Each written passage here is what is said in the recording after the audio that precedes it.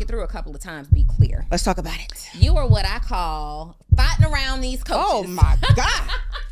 Situations might not be ideal. I saw how even the things that I thought was a negative was really a positive. Didn't have enough money to last more than 6 months. I figured out another way to make money. Who is Blessin? I am radiant. I magnify. I am a star. Buying the Bentley. I'm buying the watch. I'm buying the house. Hey, and welcome to another episode of Full Transparency with Donnie Wiggins, where I sit down with outstanding entrepreneurs who are dominating in their field, and they got some transparent things to share with us. Think of this as less of an interview, more of a conversation, kind of like if I gave you a fly on the wall perspective of the chit chats that I would have with these entrepreneurs. And today I am super excited to have the guest that I have on here today. And if I'm being totally honest, I don't know what you were about to talk about, right? Listen, this is going to be one of the most transparent, full transparency conversations.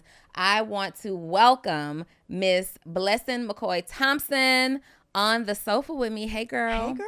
How are you? I'm wonderful. You How look are so pretty and green. You know, I just wanted to match your vibe and bring the prettiness. If I would have put on like some green. But it's just in you, baby. You the green girl, you know? I am the green. I got some money in my purse. That's Maybe what that the works. green is.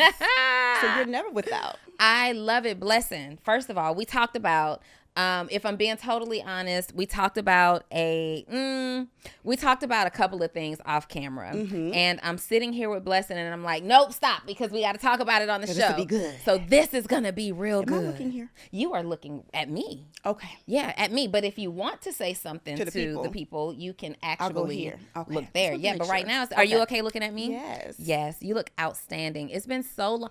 First of all, this moment you mentioned earlier was surreal for you. You used to come into the studio and watch David and I shoot Social Proof. And I believe, Blessin, when we were at the old building, you've been coming that long. And I believe one time I heard you say at the old building, one day I'm going to be like on the show. And you've now done Social Proof. Yep. And now you're here doing Full Transparency. You manifested that. Listen, I'm becoming blown away of the magic of my manifesting. And I think for me, I used to think that when you wanted to manifest, it was like you thought of it today, it's supposed to appear tomorrow. So God is teaching me how time really works, but everything I want, I get. And it's just like, wow.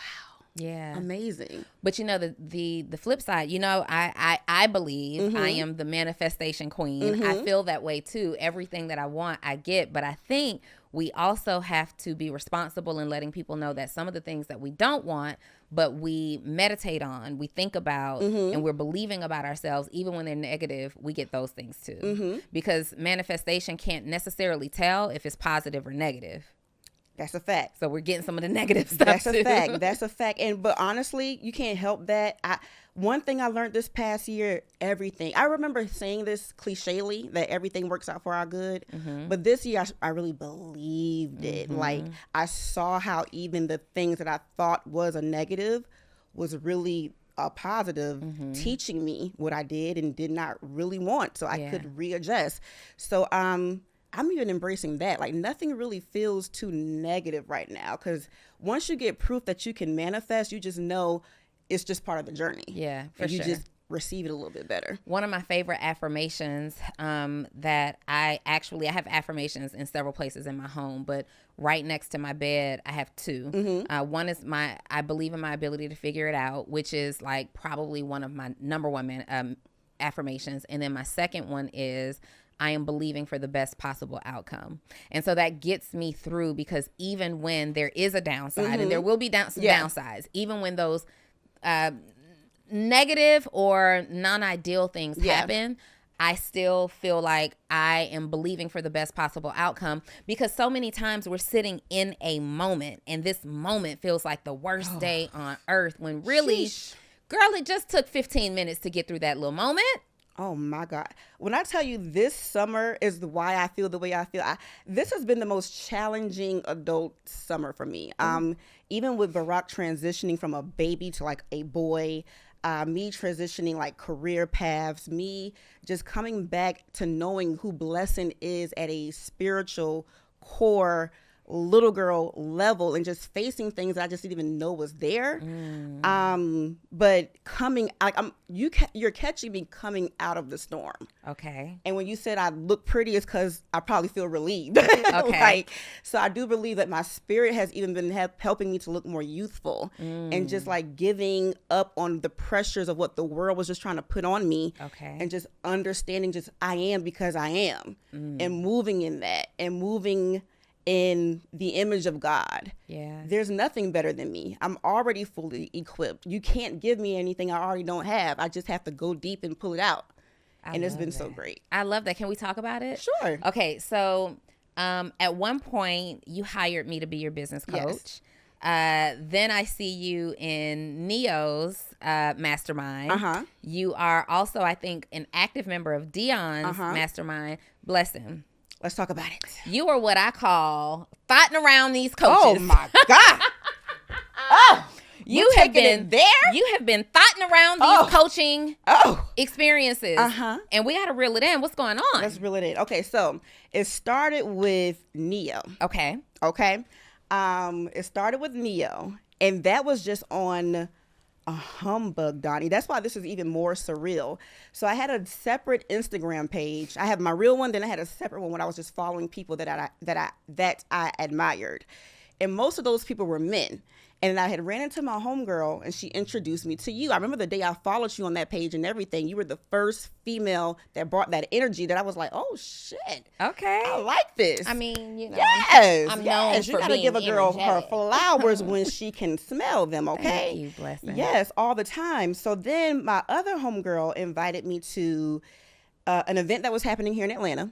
That following, she invited me to two, that event and the Neo's event. And I told her, girl, I'm not going to Miami with you. This was my first introduction to all of this entrepreneurship stuff in Atlanta. Yeah. And so I was so on fire with the Atlanta event. I was like, oh, girl, we got to go to Miami. So we go to Miami, and you know Neo going to put you on more fire. So I end up joining his mentorship without even thinking about it. It was like, I just met y'all 2 days ago. How am I giving y'all this kind of money? Yeah. But that's how energetic it felt. And then right after joining him, he had a social proof interview with you and David. And that's when I was like, damn, I was really supposed to work with Donnie, but look how, even with joining Neo, how I got here. Yeah. So it was still like the dots were still being connected. And so I was coming every day, and I was every Wednesday, and I was listening to you. I'm like, this girl just reminds me of myself so much. I love it. So then that mentorship was over, and I was just like, I still didn't do what I was supposed to do in this. Let me reach out to Donnie, since that was supposed to be my first try anyway. And then it wasn't anything wrong that made me backpedal from it. I just realized I wasn't about to do the work for real. I will agree to that. I'll agree there. I was like, I don't need to pay another sum of money to do the same thing I've been doing. Yeah. So I stopped. And then, but what got me with Dion and I joined Neo's mentorship the same day. So you and Neo would be like professors. Like I met you and you guys are teaching. Dion was a student, and I was a student with him. So when I saw the numbers he did, now I'm like, there's no excuse. Because my professors, of course, they can do it. That's why they're teaching me. Right. But this boy was my horizontal partner. Sideline partner is what I call them. Horizontal partner. And look at the things he's done with digital media and digital projects. Okay. So I was like, if he can do it, if they can do it, I can do it too. Let me jump back in there one more time. Yeah, I mean, because it ain't for me. That's the bottom damn line. Are you saying that coaching is not for you? Coaching is not for me. I don't think the way that you all show up digitally is for me. And I think that's kind of why it was never, like, I never mind quitting, because it just was like, also, I thought it was easier because even with Dion, for an example, he didn't really have a career at that time that he wasn't willing to lose. I had a career that I didn't want to lose, and I was trying to just create extra revenue. Yeah. But to create the type of finances and wealth that you all are doing, this is a career itself, and I just wasn't quite mentally ready for that. Blessin, I'm gonna have to say Go ahead. It's not that coaching wasn't for you. I think you weren't ready for coaching. Okay. Well, and I can only speak from our experience. I honestly think that, first of all, you're a star, right? And when you say that you get what you want, even though you have to go through all these hurdles to get there, you still get there. You stand out in rooms. Like, you walk in and people want to know who she is. I think at that time that you and I worked together, and you may have evolved since then, you were trying to package all of your desires into this and make it look like this one thing. And it's not really possible. It's possible, but it doesn't transition well, right? It's possible, yes, for you, but it's confusing to the audience, and so it's still not gonna work. You need a coach that's gonna be able to, like, sit your ass down. This is what the plan is. Agreed. This is what the plan is. No, don't look over there. You look at me. And this is what it is, and only what it is. You probably would work so well with someone who was more drill sergeant style, rather than people like me who let you talk it through and blah, blah, blah. And we only going to talk it through a couple of times, be clear, before we like, well, what are we doing? But you have so many ideas. And because you know that you can have it all, and you believe that you can have it all, sometimes the challenging part for people who are visionary like you is picking which one to have now. Hey, entrepreneur, are you looking for mentorship? Do you ever watch me here on the Social Proof podcast or on Full Transparency and say, you know what? One day I want to work with Dystanee. Great news. You absolutely can. Join me inside my community, Actionable CEO, where we help to develop new habits, grow you personally, professionally, and financially, help you take massive action in your business, ultimately helping you make more money. It's just $97 a month. We meet every single week. We have a book club. We do live co-working sessions. When I'm in your city, you guys get to connect with me in person and so much more. Don't take my word for it. Go over to actionableceo.com. Check out the page and see if it's a good fit for you. If so, I'll see you on the inside. Yeah. What do you think about that? I agree. I agree that here's the thing. I'm a risk taker, so I don't ever mind trying something. And I still kind of want to say it really wasn't me as well, because it was me looking at everything other people were accomplishing and wanting those things. And it was like, because even one time you and I were on the phone and I was like, but I see you guys making money online. And you were like, but aren't you making money? And I'm like, yeah, but you guys are making it online. So even with that, I had to figure out, sometimes you don't need to reinvent the wheel. If I figured out how to make money offline, and I can figure out how to make more money offline, and you really brought this home for me, is it even necessary for me to get into the internet streets if I can just figure it out offline like I've been doing? Listen, that's a bar. That is a bar, because now it's becoming really clear, like what transpired between you and I. Blessin at the time was working in personal injury. You were helping people get the money that they were due in fairness to them if they had been in some type of an accident. And she's like, look, Donnie, yes, I do this. And yes, I'm making multiple six figures. But what you do is attractive. And I want to do what you do, right? Meaning I want to make money online. And she had a number goal. And I'm like, well, you're really close to hitting that number goal. We can just really scale this up. And I did not want to hear it. And she was I want to be online, and I want to be online now. I want to be online and I want to make money. Yeah. But what people don't get is, for me, online started in like 2009-ish, right? So I've been building and learning what kind of works online, not even realizing, Blessin, that I was building a business, right? I was just creating, or not creating, but I was allowing people to learn who I was and building this, creating this know, like, and trust factor, right? And my question was, but if you're making money, why do you need to make it online? What is the fixation with online? It's almost like with I think our success as entrepreneurs, as Black people, is so beautiful, because once upon a time it was like, if you was a young Black boy, you probably just want to grow up and be a football player, or you just want to be a basketball player, or something along those lines. Like, you probably didn't really dream of really becoming an astronaut or really becoming a doctor. Maybe you, and later in life, you bloomed into that. I don't know. And even for little girls, like, you want to be a star, you want to be a singer, you want to be an actress. So I think for me, it was just, and coming from the spirit of wanting to be a star, I literally wrote in my high school yearbook, future superstar. So it was like I didn't fulfill the purpose. So it was like me still wanting to, but I didn't do it on like a because I moved here in a singing group. Like I was supposed to be a star, like a celebrity type star. So I think it was that type of urge, like the money is coming, but I didn't write future millionaire. I didn't write future billionaire. I wrote future star, superstar. Yeah. So even with that, what the definition of star means changed for me this summer. I don't have to be Beyonce. I'm a light that most people really, truly do not have. I am a magical energy. You can wish upon a star. I am radiant. I magnify. I am a star. I was born a star. I could have very easily wrote, I will be a future celebrity. I didn't write that either. I said star. I'm here to shine. I'm here to magnify. I'm here for you to catch the rays of this energy. And that I am living up to. Yeah. And that's also a lesson, like you got to be very specific. You got to be very You have specific. to be very specific because I think you know that I used to be in a singing group too. I was a rapper, songwriter, singer, all the things. And I was really good. Spirit, Donnie. Really good. I was really good.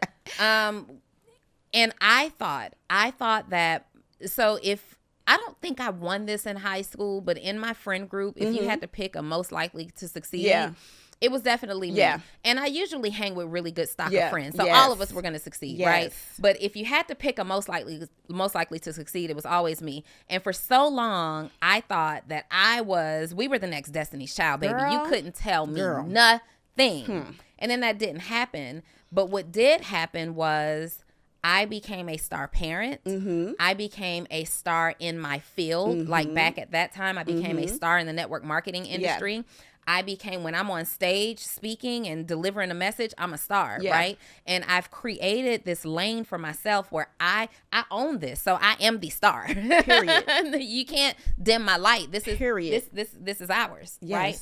So we have to define kind of, and I love that you've said that, because there are so many people not going all in on the thing that they do because they're like, but there's more, and I think it's on the internet. And it could be. We're not saying that it's not. It could be. But if what you have works right now, let's scale that up and go all in on what you have. And then I believe that God opens the doors. Just we don't have to force it. We don't have to put the door in ourselves, put a lock on it, and then kick it open to feel like we're making progress. God's gonna open the doors.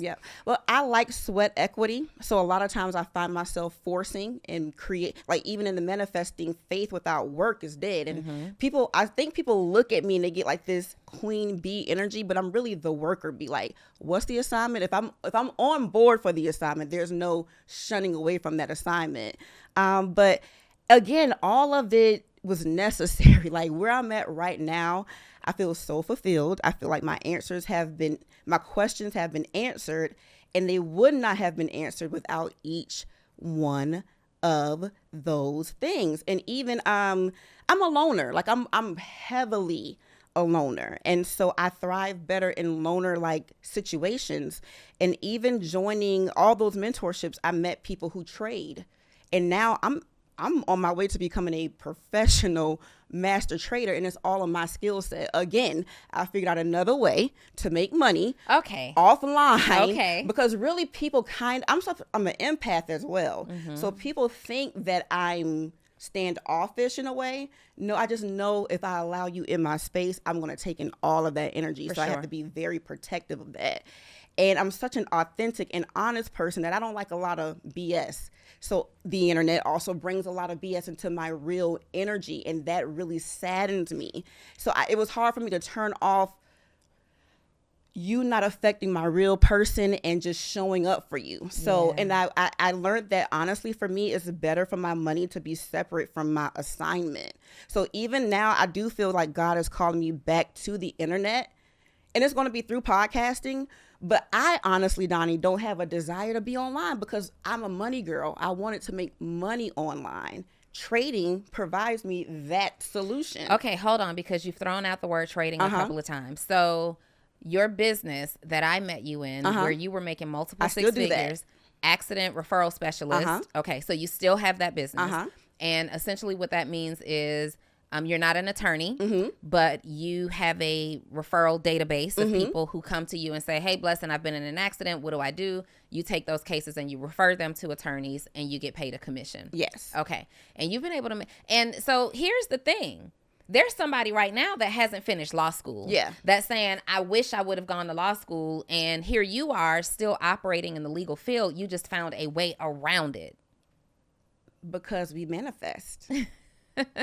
And but again, the money was the thing. So that's why, again, like how you said, you just naturally was showing up, being your authentic self, and it just grew for you. I was very pressed. Where is the money? And when you're that pressed, you can stop the manifestation from happening until it's a better time for it to happen. So I am in more of a flow. Again, he's answered the money call that I needed, and because of that, he's going to allow me to come back to social media in a way that I'm going to be more authentic. I don't have to sell you anything anymore. I'm just here to really download on you what God downloads on me, and he wants me here. I've solved my money issue. I don't need to see y'all another day in my life and be peaceful. But God knows I have a word, and he wants me to share it. And so now it's like, well, if they come, because before you had to come, like I was depending on you to pay my bills. Like if you didn't come, I couldn't do the things I wanted to do. Those prayers are answered, so I can just show up for people. I can just be a star. I can just be a light. I can just help how I can. So what you do for money, accident referral specialist, and now it seems like you've learned trading and you're going in that direction. This is strong. This is important. I tend to lean more toward and favor people who are working with some type of purpose and passion attached. But also, I am very clear in teaching people that you don't need to have purpose and passion attached to the thing that you do. People wake up every single day and go and cashier somewhere and executive assist somewhere and do things that are not necessarily attached to a passion. Right. They need the money to live. So is it fair to say that what you do for money is literally just for money? Yeah, I think for me, the separation is better, because what I find when you are online and for the purposes of making money, your truth could get a little it can get foggy. You find yourself saying things to make the sale versus it being the absolute truth.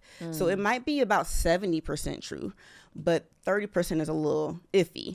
And I just don't like that energy. I'm just such a person of integrity that I would rather just be able to show up 100% in truth and make no money from you because I got a job. Yeah. And that's just my spirit. But you don't have to operate out of integrity. I want to. That's who I am. You want to operate outside of integrity? No. Oh, I thought you said you don't have to I'm outside like, of wait, it. what? No, only in integrity do I want to operate. So what I mean, though, is to do things like I'm purposefully connected to, purposefully connected to what I do. And I sell, I teach, I coach, I help people do amazing things in their lives. And I don't want people to misunderstand, because there are so many of us that actually do operate in integrity. Yes, I agree. So that feeling that you have, like the promises that we make, I don't make any promises. I just tell you what I do. And this either works for you or it doesn't, right? But I get what you're saying. There are so many people who are operating in a space right now that really just want to be successful. They really need the money, or they really want the status. They want to post their square and stripe screenshots online as well. So they're going to say whatever they have to say to close the deal. And then there are other people who operate in integrity, like me and many of the people that are in my crew. But I understand the frustration that comes with that. Yeah. Because even I sometimes be like, how you sleep at night? Yeah. And it's not, I thank God that everybody, even me as a person of integrity, it's not that I don't ever tell a lie. Every now and then things happen and things are said and you sugarcoat the truth and you say what you need to say to win in life. I get it. But to do that every day and sell people on, and not everyone is doing it, and not the whole course may not be around it. But let me just give one example. I had a situation where we were told to like drop our numbers of how much we earned for a certain month. And I had really just made my first internet check, is what I call it, like my social media check from doing some webinars. I made $3,000. I put it in the group chat. And it was like, if you don't get that $3,000 out the group chat, I'm like, but that's what I made. Like, what's wrong with it? Like, I'm ecstatic. You know how many thousands of dollars I paid to learn how to make, this is my first $3,000. I'm ecstatic about this. told me to take it out the group chat. What? And put my real numbers in the group chat. I said my real numbers for what I do, like every single day for the past 15 years. It has nothing to do with what I've hired you for. That's what you want me to put in the group chat? Yes. Put that in the group chat. Now I'm the number one earner. I went from the bottom of the totem pole to the top of the totem pole. Then we screenshot that and we put that on the internet. Yeah. And I know your intentions were great. I know you wanted to motivate, because it was for me to motivate the peers in the group. Now I'm motivating the whole internet off of my numbers, and that doesn't sit well with what God has me to do. Yeah, that I think that works with their overall agenda, because he's definitely putting way more good in the world than bad.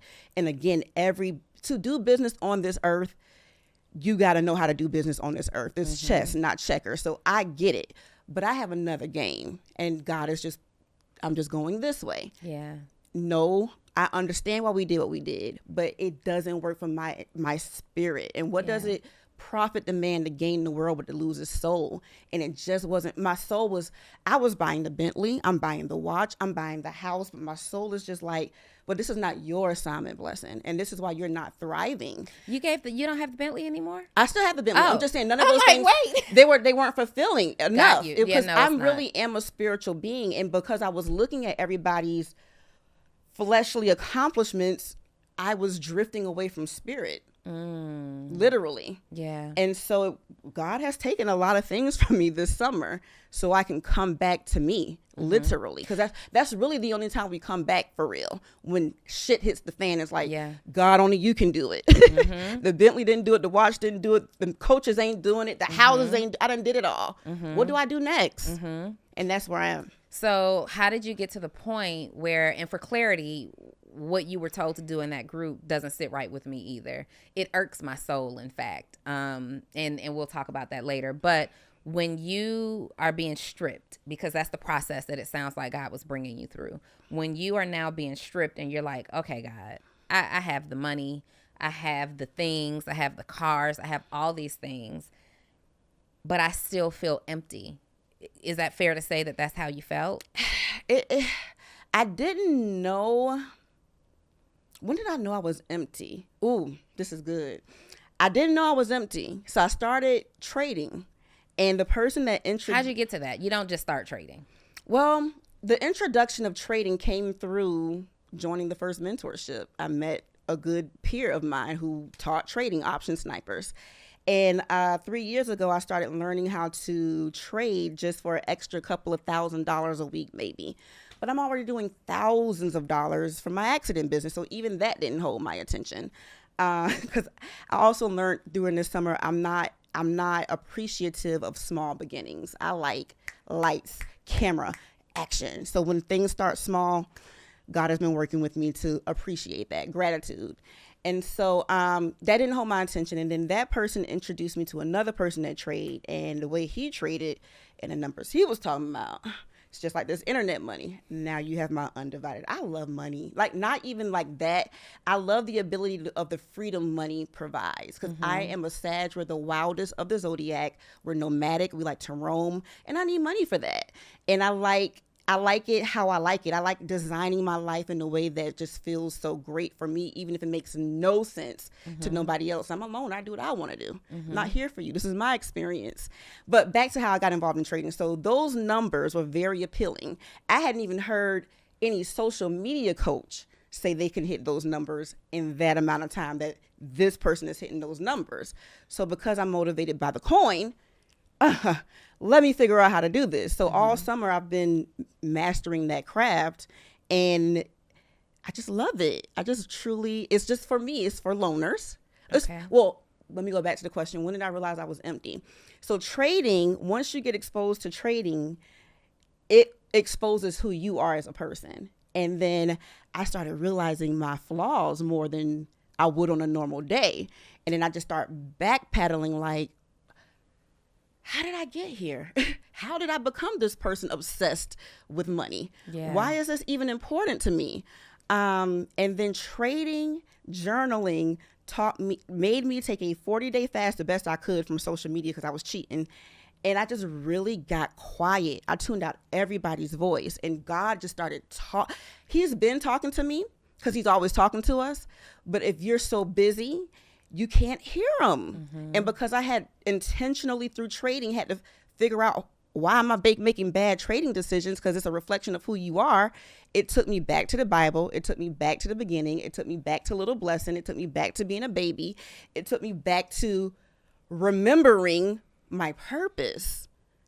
All of that from trading? All of that from trading. And I would have never done this if I hadn't went to that first mentorship mm-hmm. meeting about how to make money online. So to make the picture, to illustrate this more clearly, you say all of this is from trading. You got this self-awareness, mm-hmm. so to speak, from trading. And is it because in the beginning you were making some very terrible decisions, losing when you money? Start trading, it's not even about losing the money, because everybody who starts trading, you're going to lose money. Nobody's going to be a trader out the gate profitably. But you start to learn that it's less of the skill set, more of the mindset that makes you a great trader or not. And I always prided myself on having a great mindset. So I'm like, I should be excellent in this if it's based off mindset. And I wasn't. And I know I was still going to lose, but it was just like also being not even an overachiever, but a girl that's used to putting in the work and getting a check. It was like for the first time I was just working, and I wasn't getting a check back.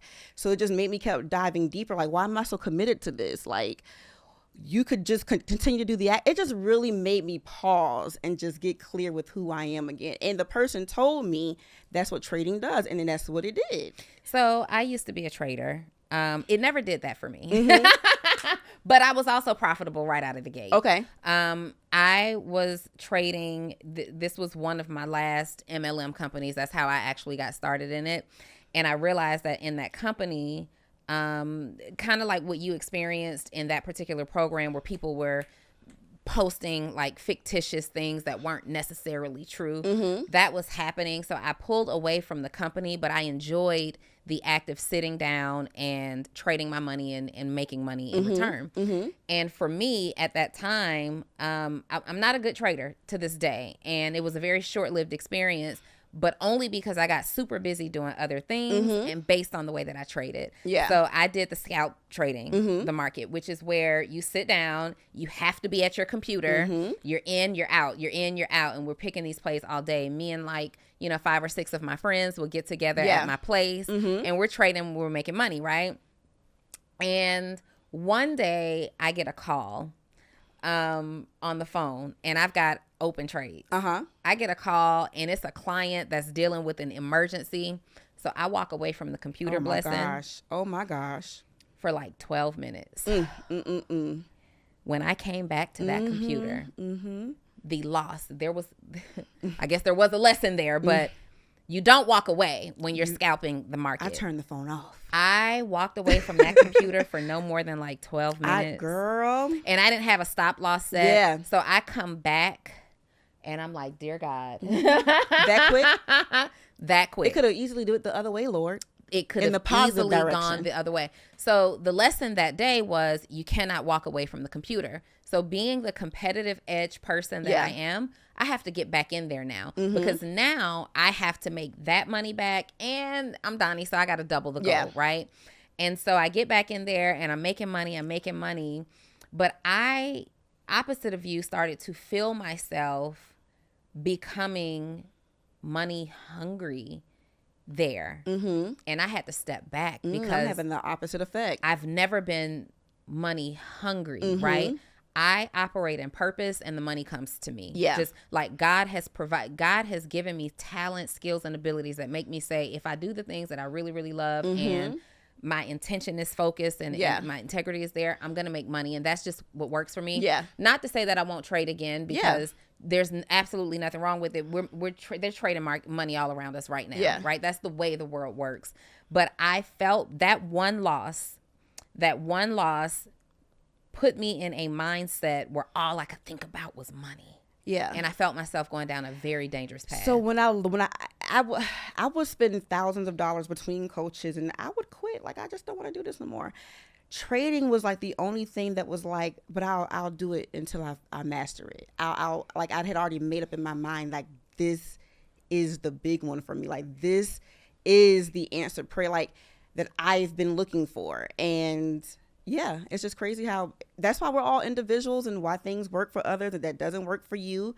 But I think with the separation of the money and the separation of the purpose for me is going to allow me to be more purposeful, since I do lead with money. Listen, multiple ways to skin a cat. Multiple ways to skin a cat.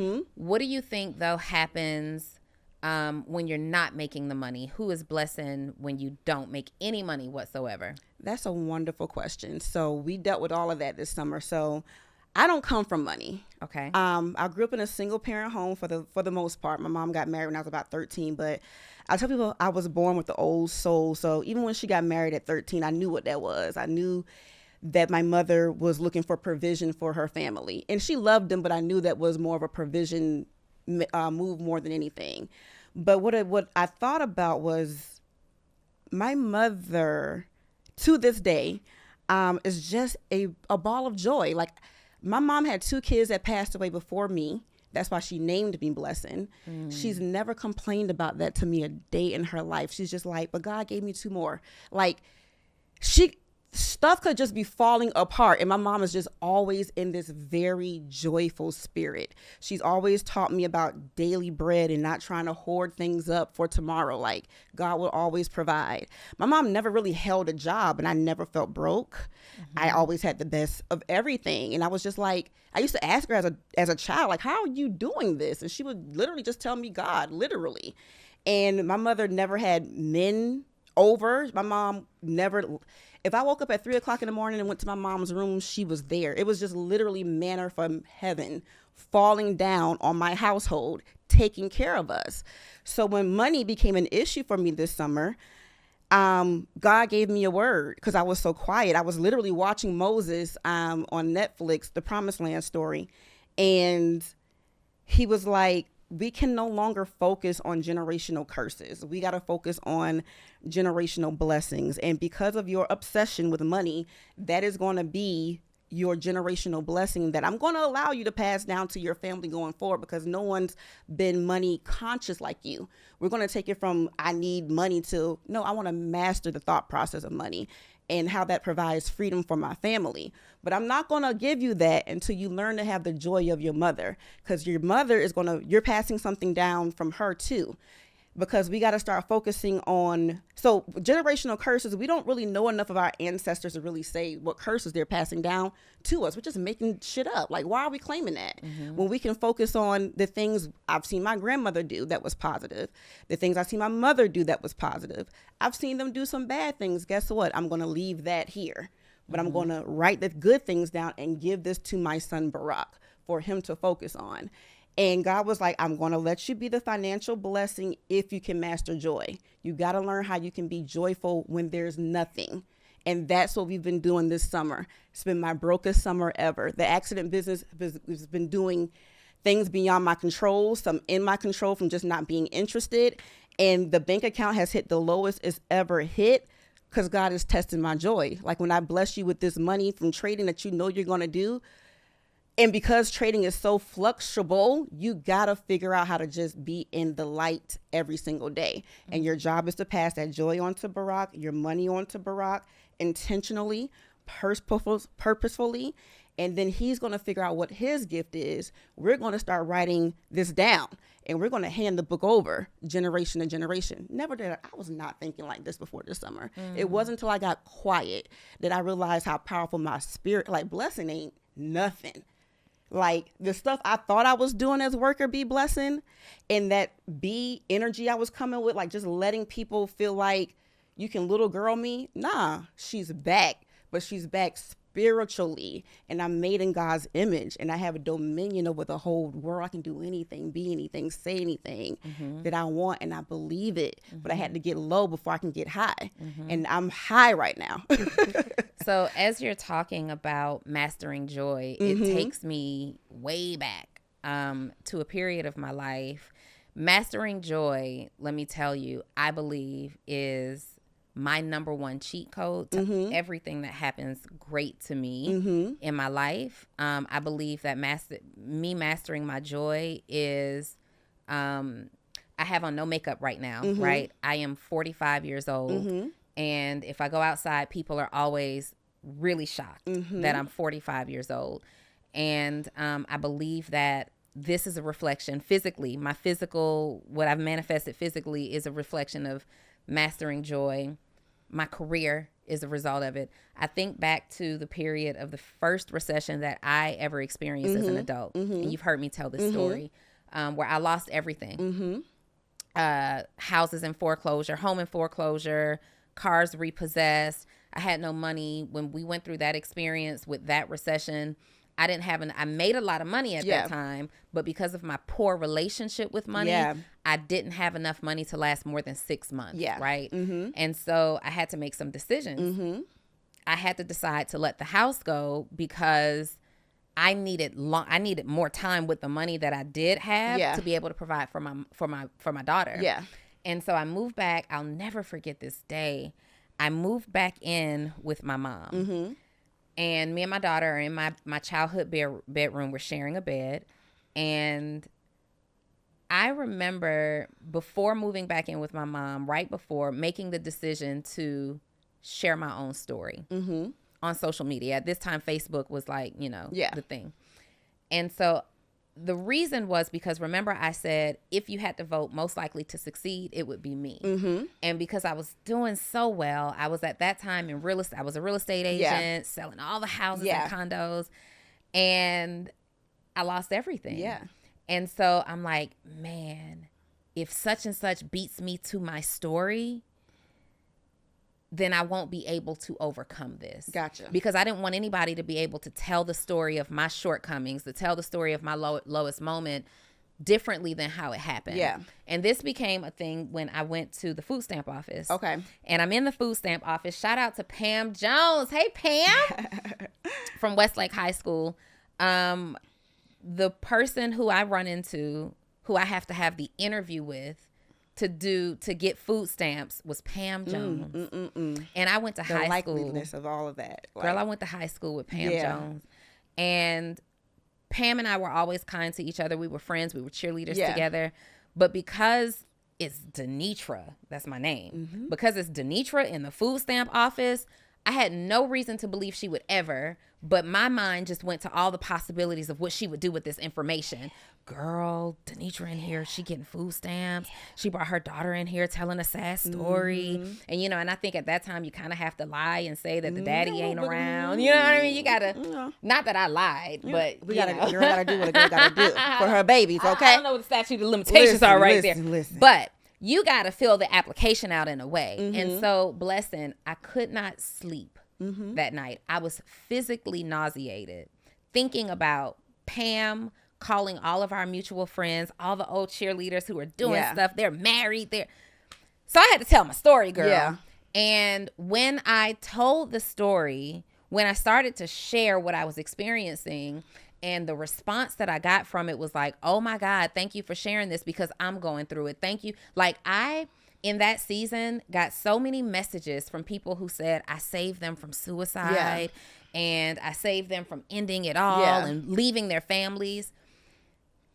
I felt so fulfilled and just mastered my own joy in a way that even though everything around me was falling apart on the inside, I was so high and filled and happy. Brings me to the day. One day I'm laying on my bed. The TV is on and I'm laughing at something on TV. I've got my laptop on my lap because I'm trying to find a job.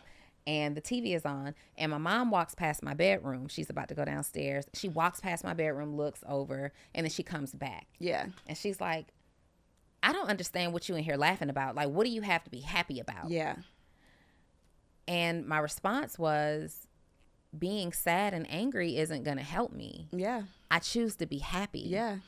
And that was such a pivotal moment for me because I realized that Denitra Bianca Wiggins is happy outside of the handbags.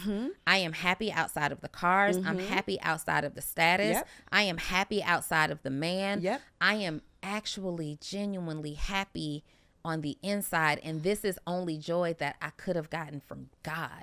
Because I had nothing. I'm sharing Happy Meals with my daughter. I can't even eat a full meal. I have nothing to praise about, but everything to praise about. Right. And I chose to go through that situation that way.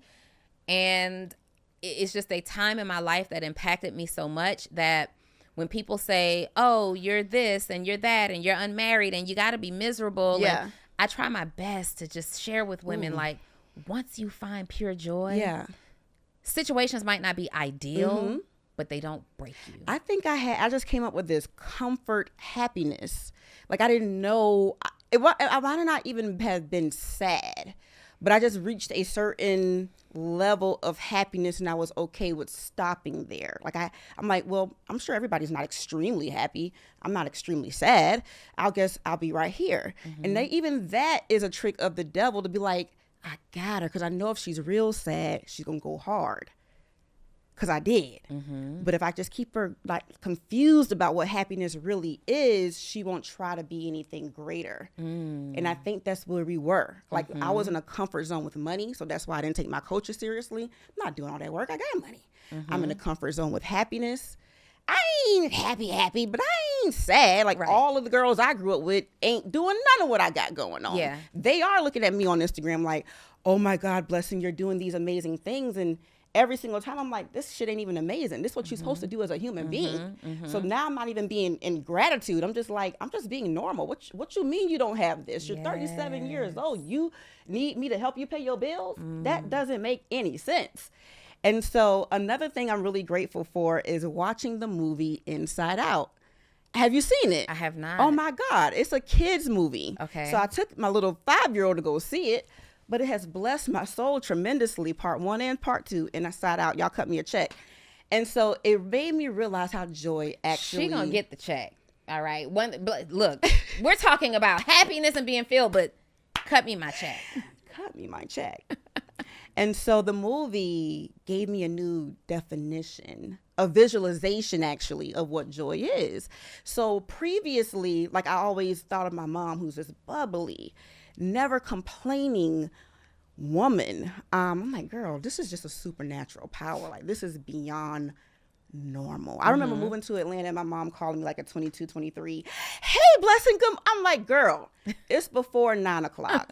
Calm down. Bring it down a notch. I started meeting women in Atlanta who had trifling ass mamas. And I was like, this is a thing? You're competing with your mom? Your mother's jealous of you? You've been molested? Your mama knew? And so now I'm like, oh my God, like, I really have God as a mother. And I have to appreciate that joy that she calls me with, because none of my friends, none of them are able to give this testimony that I'm able to give about my mom. But back to the Inside Out point, joy. So there's a control board each one of us have in our heads. And each emotion is played by a character. So you got joy, you got sadness, you got anger, you got anxiety, you got embarrassment.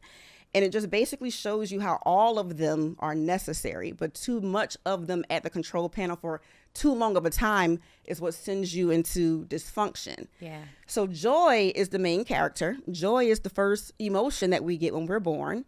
And then it shows how sadness creeps in, like the baby's a couple of days old, and then this second character shows up in this sadness.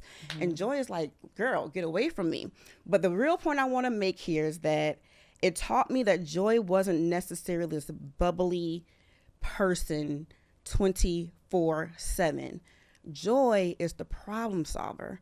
So when sadness is up there too long, it's up to joy to come figure out how to get her ass out the way. Oh, that's good. When anger is up here too long, it's up for joy to go mastermind how we get him out the way. When embarrassment is taking over, because we just need a little bit so we don't act a fool. But embarrassment, you got me feeling like a second-class citizen. You got to go get out the way. And joy is the character that figures out how to get back to the light. So I'm not the bubbly joy. Because the devil was trying to make me feel like I had no joy. The movie proved, Blessin, you do have joy. You are the joy. You're the problem solver. Yeah. Every single time something comes up, you're a real authentic self, which is joy, which your mama has taught you, which you think you don't have because the devil wants to make you forget your identity. You actually do have it. She is working. That's why you're here. The conversation could really be over at this point. I mean, we ain't got nothing else to talk about. That was good. That movie. Now I actually want to. Is this in theaters right now? Kids. Inside Out 2 is. So go home and watch it. I'll go Netflix or something. Yes, Prime, 1 maybe, and then 2, and it just kid movie, but it's one of the best. It's just so simplistic in visualization of how your emotions work and how you're in control. It's so good because I think. And people have to understand the difference between having a sad moment and having a sad life. Being angry in a situation and being an angry person, right? And so it's to your point, crying doesn't mean that you don't have joy. Having a heartbreak doesn't mean that you can't have joy. Like literally grieving the loss of somebody doesn't mean that you don't have joy. Joy is what shows up to make you say, I'm in this season right now, but I am believing for the best possible outcome. That's what joy does for you. And I'm going to make sure you get there. And I'm going to make sure, like, joy is that tap on the shoulder that says, girl, I got you. Yeah. I got you. Yeah. And joy has shown up for me so many times. There's not a problem. You just got to feel this. I'm going to let you feel it. You can't feel it too long. That's how you lose. But feel it and then come back to the joy. Yeah. That's a powerful place to be in. And I think I just actually in my my community, we're doing monthly challenges now, like having an intense and intentional focus about something. And I think in this month, we are going to focus on joy. Yeah. I'm going to do a joy challenge. Yeah. Girl, that just Cut me blessed me, my check. Blessin. Oh, That just blessed me, Blessin. well, that's what I do. Yes, I'm here to be a yes, blessing. yes, But honestly, Donnie, what you just said is what I do. Like, that is my gift. That is what I've been doing. I have homegirls, like, they just call me for joy because I don't have like you said, you have 2 affirmations you go to. I don't have that. I just know I'm the half full girl. The glass is half full with me no matter what it is. So if you come to me with a problem, I'm joy. I'm going to see the half full side of this. You're not going to probably like it. You're probably not going to want to do it. It might even be very hard. Yeah. But this is how we come out of this. And that is my role in people's lives. So even like the podcast that I want to start, I started it before and it just wasn't what it needed to be. Even now, my podcast really doesn't even need to be visual. It really should just be recordings of me talking to my peers on the phone and the breakthroughs that we have. It's just like, it just should be recordings of my conversations because they get so, I stop and say, Blessin, did you just come up with that? Because it's just so magnificent. And that's just God allowing me to hear him better. Yeah. And he just downloads in me. And I even tell my friends, I'm selfish, extremely self-centered. So even when I'm giving this word to you, it's really a word for me. All the time. But I'm able to give it so poetically and so intensely and so passionately because honestly, friend, I don't really care what you do with your life if I keep it a buck. It's your life. If you want to go be trifling or date these dudes or pick that job, you got to figure that out on your own. But when I'm talking to you, this is what I would do. And this is my life. And life is nothing but a decision. You're going to choose the light or you're going to choose the dark. You're going to eat good today. You're going to eat bad today. You're going to exercise today. You're not going to exercise today. It's just decisions. And I just do a good job of picking better decisions than most people. And then I'm accountable for when I pick the wrong one and then I dissect it. How did I get here? How do I correct it? How do I get back to my joy as fast as possible? Yeah. You said something is actually one of my favorite things to say is that the quality of your life is based on a series of decisions that you make. I've saved a lot of souls this summer. Like hearing people tell me like this guy, he's a Sagittarius. I'm a Sagittarius. So I think we're just money driven people. I don't know. But he's like, oh my God, I just think we're meant to be. I'm like, nah, King, and you just like the God in me. Cause he's like telling me how he's not really into God like that.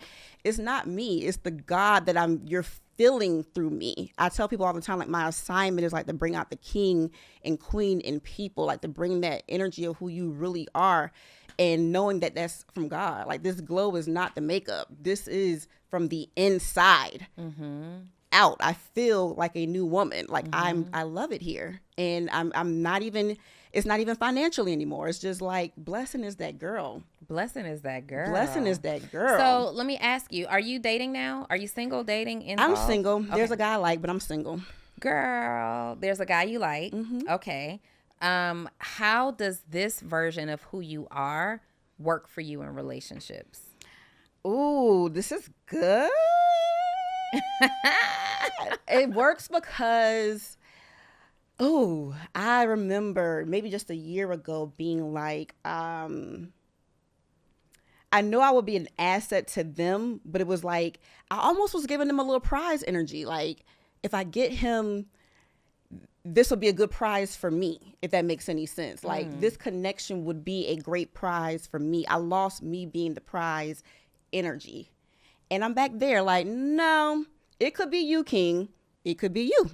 It could be the homeless man on the street. Because what I got going on inside of me right now that I've realized my true being, I can turn anything on. So before I was kind of feeling like I need somebody to turn me up. Now I'm like, you still got to be turned, because two turned people's extra turned, but I'm going to be successful. I'm going to be great. I'm going to be happy. I'm going to be joyful. And even with that, my husband needs this energy. He needs me to be all that I can be so he can be even greater. So this conversation that I had with my friend that I liked the other day was Does he know that you like him? Yeah. Okay. Yeah. We had this conversation, and God had given me a word, but better. And when I first got this word, I was talking about this guy to someone, and I was like, I can get better. I deserve better. Then this transition, I got this last year at InvestFest. This word was downloaded on me last year at InvestFest. It changed from he could be better to like, I need to become better. Just but better in general. Like the but better just kept transforming as what it meant. But at first it was like I could pull somebody a better man, or he needs to become a better man, and then we can be. And then it was, I need to become a better woman. Okay, so to the point, right? The but better point. What is my point that I'm trying to make here? Oh, I told him, I said, we can always get somebody but better. Because when we get the better person, there's an even better person than that. But I think with your heart, your passion, your potential, the way you love, my heart, my passion, my potential, and the way I love, I know we're both committed to becoming but better individually. If we do how you do anything is how you do everything. If we bring that energy to a relationship, because you do it with the money, you do it with your relationship with God, you do it with your son, I do it with my son. We've both been challenged in the relationship department, but we know we can bring out the excellence. Let's bring that energy to each other. Then we won't need a but better person. We just promise each other we'll continue to be but better individually, which just brings but better energy to the relationship. So what's his response to that? He's like, you've given me a lot I can tell. He was like, ooh, nobody's talked to me like this before. Like, you've given me a lot to think about. So this was just a couple of days ago. So we should see. So I just kind of feel like, and I love it. I am constantly on my journey. I talk about this. I've been talking about this for years. Yeah. Constantly on my journey of becoming the best version of me, right? And so if you understand what that actually means, you know that you're never not on that journey. Yeah. Until you die, you will constantly be on a journey to becoming the best, most evolved version of you. But to your point about him saying, wow, you've given me a lot to think about in terms of if he's actually going to go in and take you up on that. Yeah. I just kind of feel like you ain't got to think about me. I do feel that way too, but. And if you have to think about me, I'm off you instantly. I feel you. Two things I want to say. My mom reminded me that my very first poem that I ever knew or anything I ever recited was this poem. It was called Good, Better, Best. I would never let it rest until my good becomes better and my better becomes best. I just want to throw that out there. And then secondly, I don't like people having to think on me either, Donnie. I really don't. It ain't really sitting well. I don't like it for me, and I'm not liking it for you. It ain't really sitting well with my soul. So that's why I'm single still. So it could be, it could not be. We don't know. But it was an epiphany, and it was said, and you ain't got too long to think, my brother. But with that being said, knowing this young man's goals, knowing my goals, sometimes you do need to think. sometimes you do need to process. Sometimes you need to go take this to God. Because even the other day I had a conversation with a new man on the phone. He was so intentional. I felt his spirit. It was like, Blessin, you said you wanted a Boaz. And it was like, boom. I had to recant. I was like, I don't want a Boaz because I'm not Ruth. I don't need to be saved. I am a queen. I just join up with kings and we just conquer. I ain't really a Ruth spirit.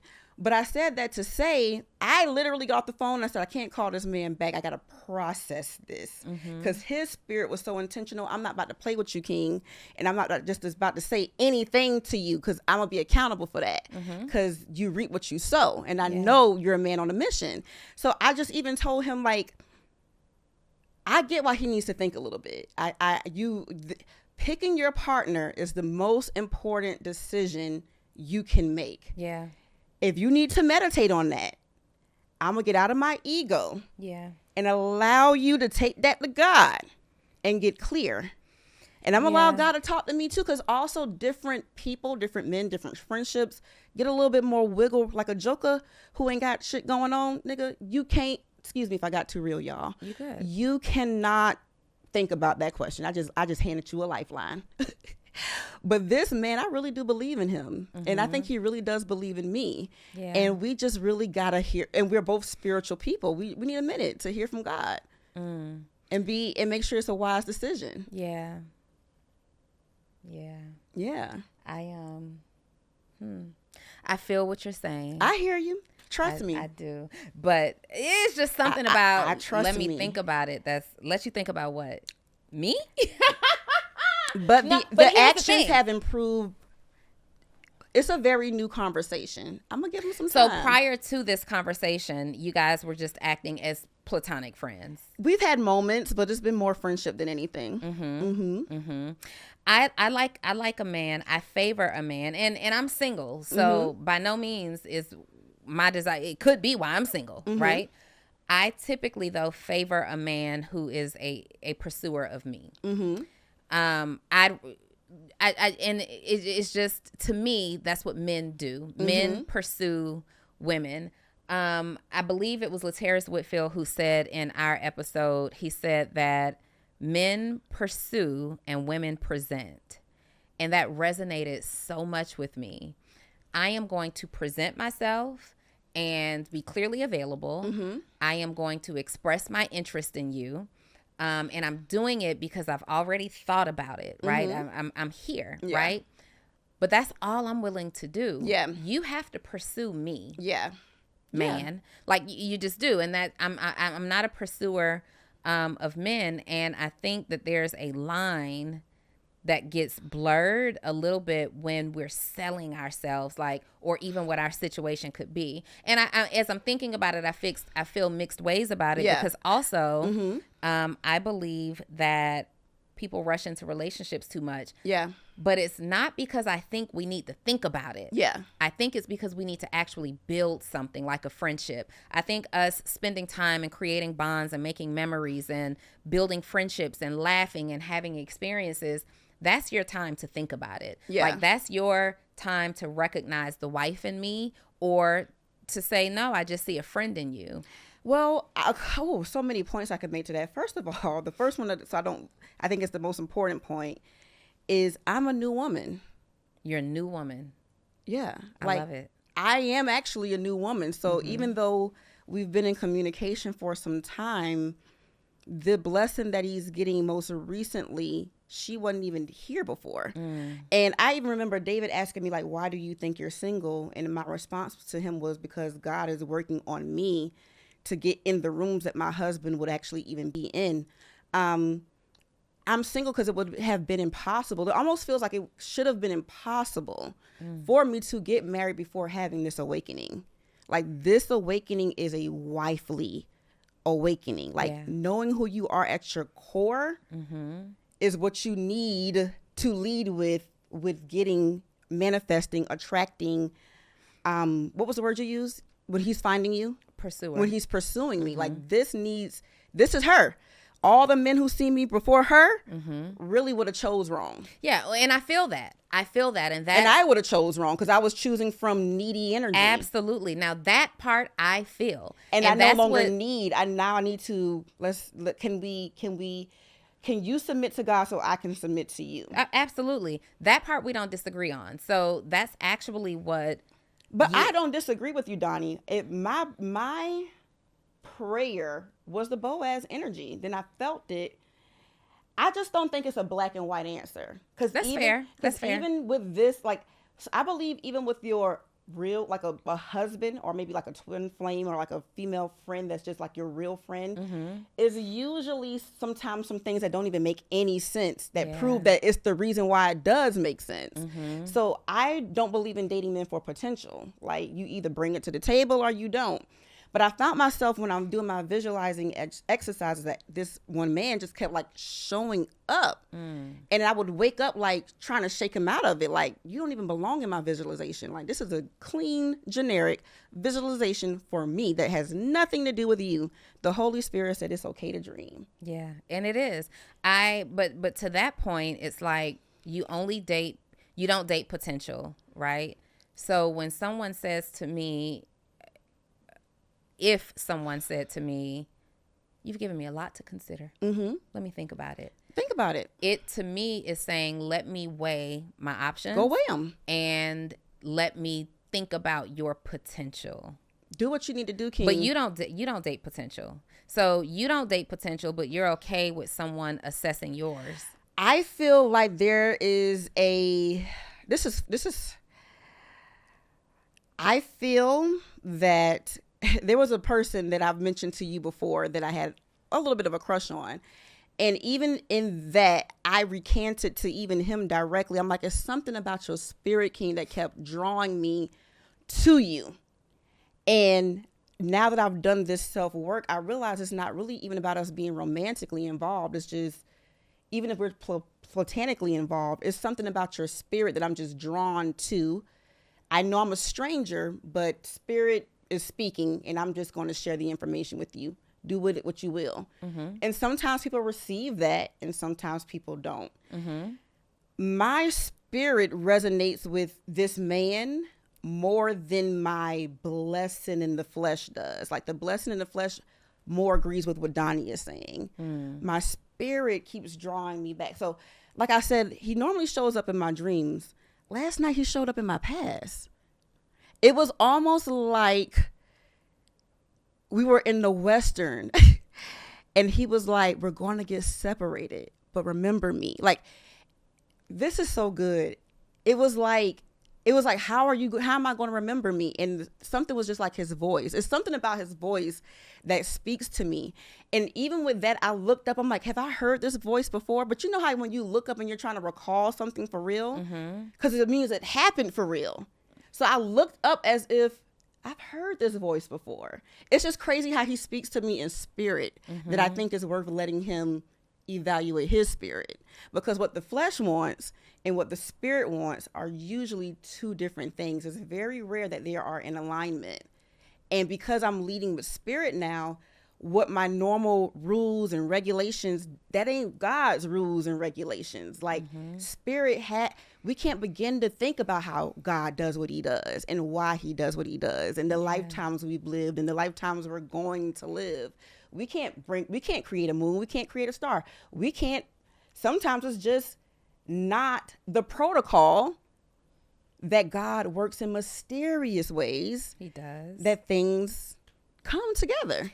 So there is an old wives' tale, and you probably have heard this before, that says, like, our grandmothers and great-grandmothers have said, marry a man who loves you more than you love them. Have you heard that before? What do you think about that? Marry a man that loves you. I don't like that rule.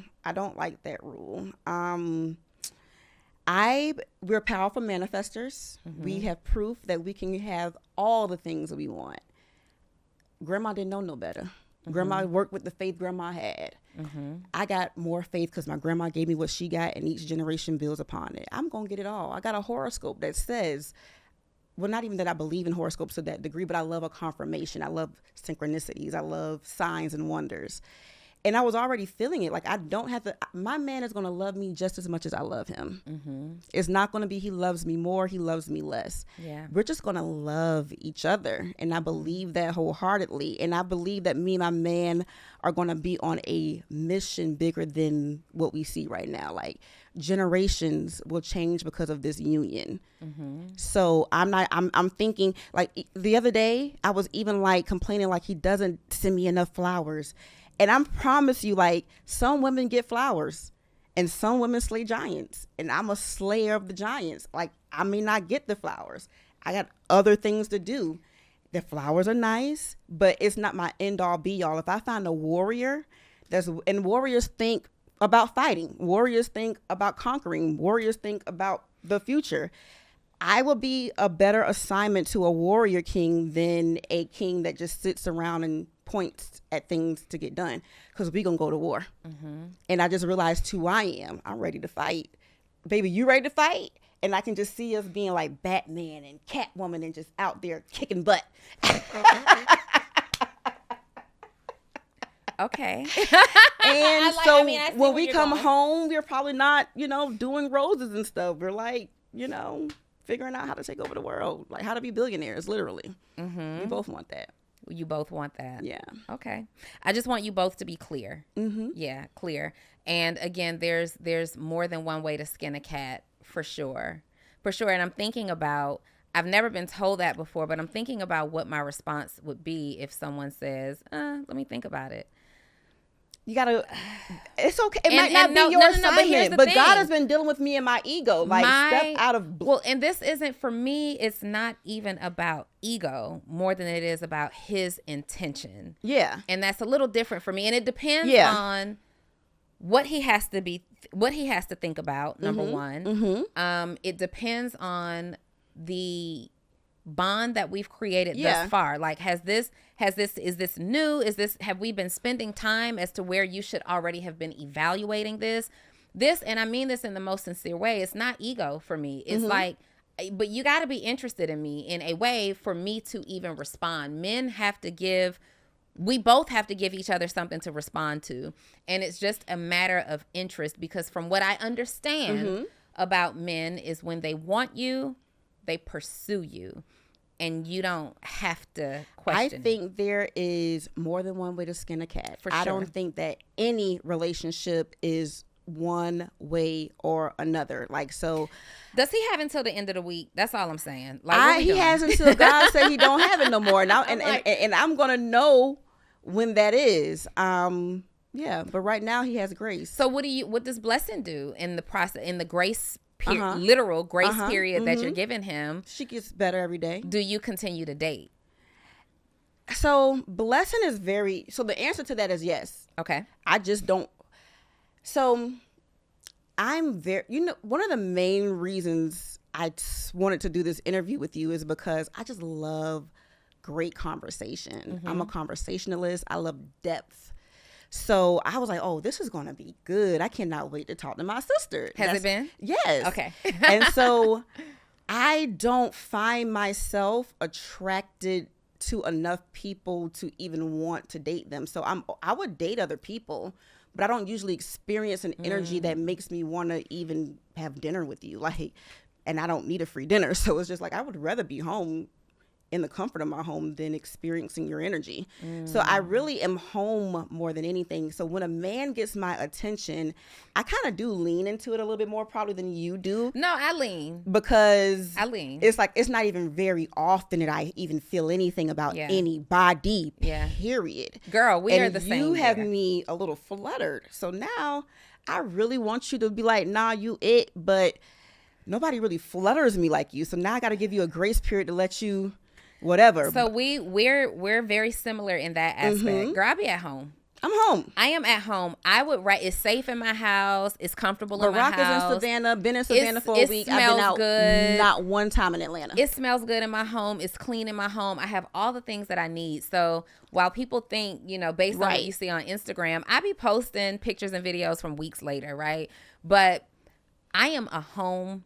I don't like to own the word homebody because if there's a reason for me to be out, Yeah. I'm going to be out. But I say You're that to in say control of your life. I am in control of what I'm doing with There's my a life. lot of women who have to be out because they can't sit with themselves. That part, but also I have realized recently that when someone catches my attention, it's because they have intentionally expressed interest in that way, just for starters, right?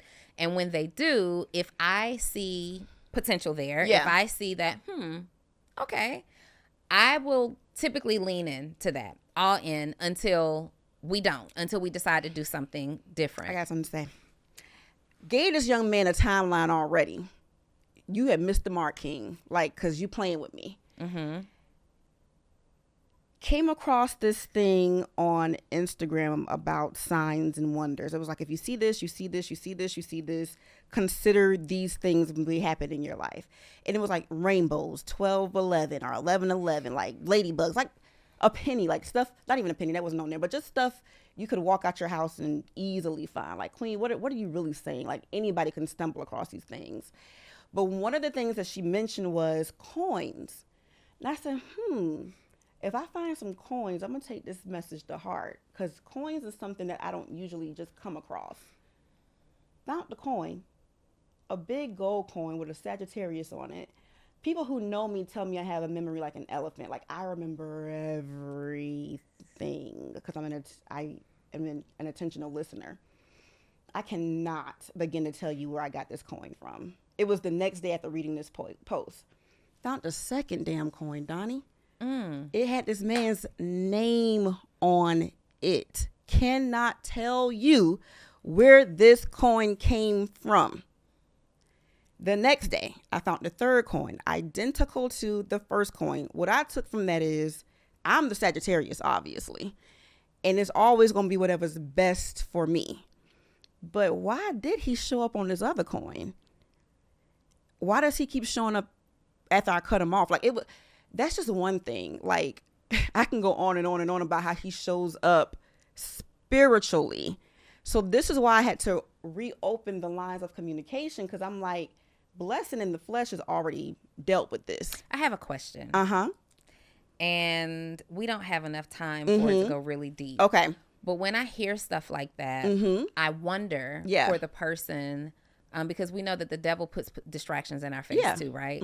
How do we know that these are signs of God and not signs from the devil, like distracting you, throwing you off? How do we know that these are signs that are saying, hey, there's something here, pay attention, or hey, let me distract her real quick so she goes all in here? So the devil is good at his job. So if this is the devil, he's doing an excellent job. And if this is the devil and he's trying to trap me, if one is going to be weak, this is the trap you're going to fall in. So it shouldn't be easy for me to fall into a trap. Okay. The devil is going to have to be extremely crafty to get me in his trap. And devil, if you're going through all these measures to trap me over here, well, it's like eating the apple. You gotta.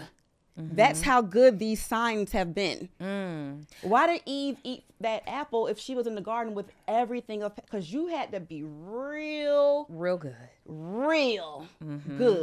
to have her. And if you can get me off of that, I guess we about to eat this damn apple. Yeah. So with that being said, that's just how good it's been. And the glass is half full with me. So I got to lean in.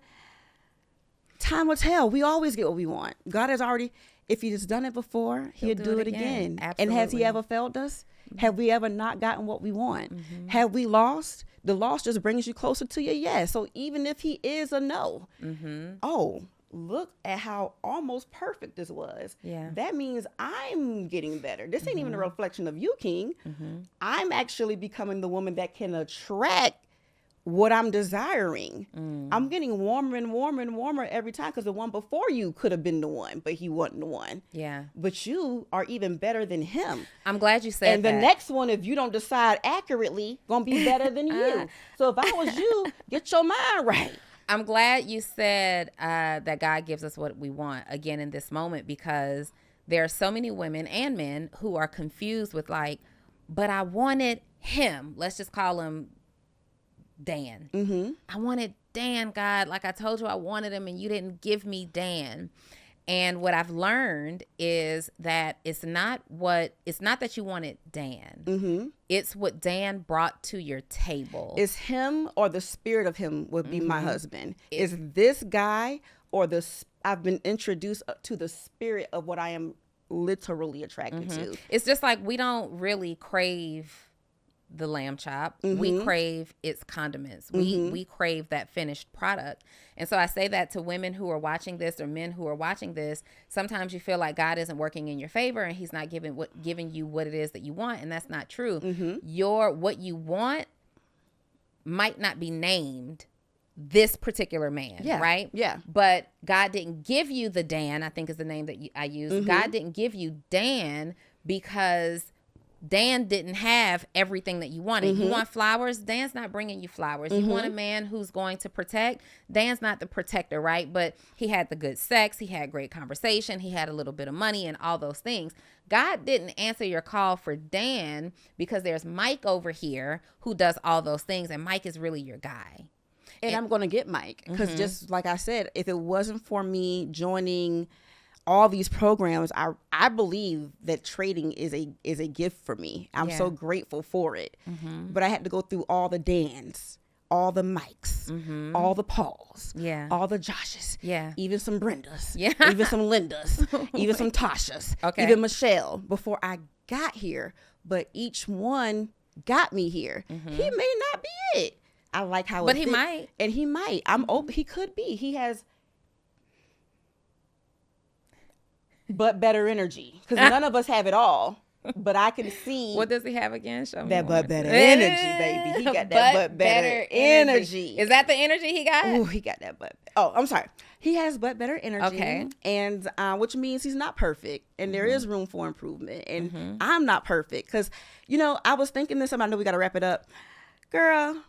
As a single lady, and how I be looking half the damn time just in my own little world, and the shortcuts I take because nobody's paying attention. Yes.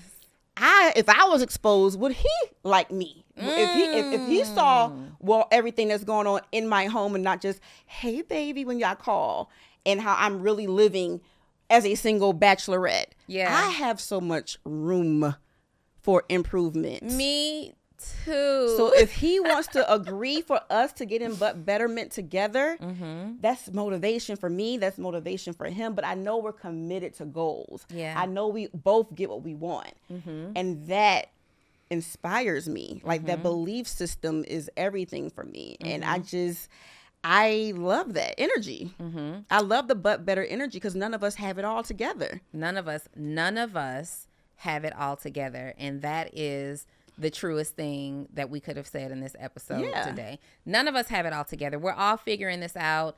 I could defend my perspective. You can defend your perspective. But the truth is, everybody's figuring it out. And those people who believe that they figured it out, the people that we think have figured it out, they took their own path as well. And nobody's path looks the same. Not one. I cannot wait to see the actual result of your but better energy. Me too. I want that for you. Like, you've definitely grown since and we both have, right? I say that sisterly. You've definitely grown since me meeting you years ago, and you're showing up better. You're glowing today. You look better. You sound better. And I'm happy for you. And I cannot wait to see where this but better energy journey that's tatted on you. I had to get it tatted. Let me see. Oh, I like it. And every time but better God. Yeah, I love and it. I'll look down, and it's literally like, chin up, sis. And if I become better, I can only attract better. Yeah. I'm gonna get what I want. Well, keep getting better. And you gonna get what you want. I'm gonna get what I want. We gonna both. We done got it already. It's already written. It's already done. It's already written. It looks so magical. Thank you. Yes. Thank you. Y'all, let's give it up for Blessin. She has been a blessing sitting here on this couch today with me. This has been another outstanding episode of Full Transparency. As usual, in the comments, wherever you are watching or listening to this, drop for me what your key takeaway was from today's episode. There's been so many. That's what we did. There's been so We said we was many. gonna bring the bars. We said we were going to bring the bars today, and we brought the bars today. You'll be able to follow Blessin. All of her social media will be tagged wherever you are watching this video, and I will see you next week. Bye. Thanks, girl. Thank you.